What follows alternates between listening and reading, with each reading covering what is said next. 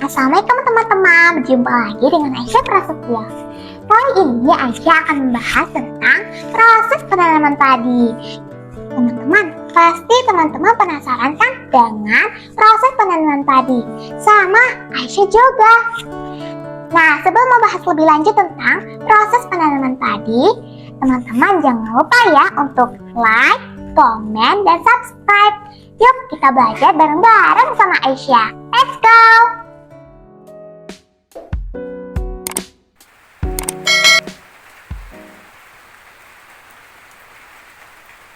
Musim hujan telah tiba. Tanah mulai menggembur dan tumbuhan mulai menghijau. Sebagaimana Allah Subhanahu wa Ta'ala berfirman dalam surat An-Nahl ayat 10. Dialah yang telah menurunkan air hujan dari langit untuk kamu. Sebagiannya menjadi minuman dan sebagiannya menyuburkan tumbuhan yang dengannya kamu mengembalakan ternakmu. Masya Allah, ternyata hujan membawa rahmat bagi semesta alam ya teman-teman. Teman-teman, setelah kemarau yang panjang, semua orang menyambut musim hujan dengan sukacita. Terlebih lagi bagi para petani. Air yang berlimpah memudahkan para petani mengolah sawah. Ada yang menanam padi, ada yang menanam cabai, sayur mayur, dan lainnya. Para petani biasanya berangkat ke sawah pada pagi hari. Sebelum padi ditanam, para petani mengolah lahan terlebih dahulu. Dalam pengolahan lahan, para petani harus melewati 3 proses sampai lahan siap disebar benih. Yang pertama adalah tanah digenangi air sampai jenuh. Bisa dibayangkan ya teman-teman, kalau musim hujan tak kunjung datang, para petani harus bersusah payah mencari sumber air untuk menggenangi sawah mereka. Tahap yang kedua adalah tanah dibalik. Setelah air jenuh, para petani mengolah tanahnya dengan cara dibalik.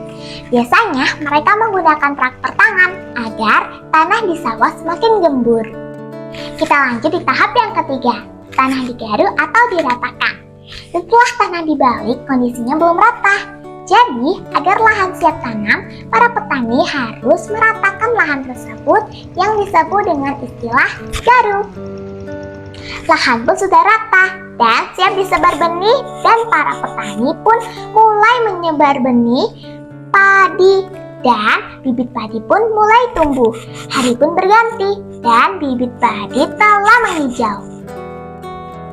Teman-teman, setelah bibit tumbuh dan menghijau, para petani pun harus melalui beberapa tahap lagi agar pohon padi bisa tumbuh sempurna.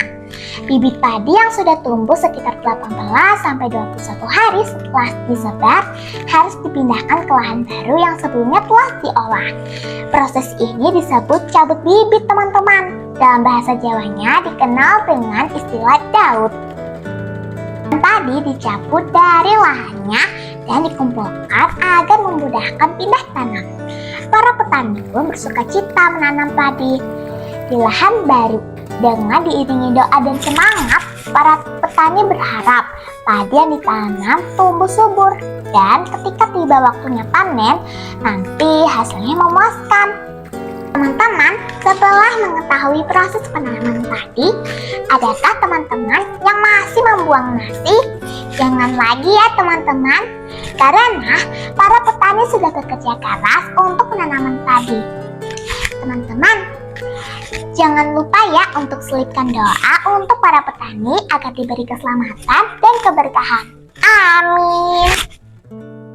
Teman-teman, terima kasih ya sudah menonton video Aisyah dari awal sampai akhir. Sampai berjumpa lagi di video selanjutnya. Assalamualaikum. Dadah.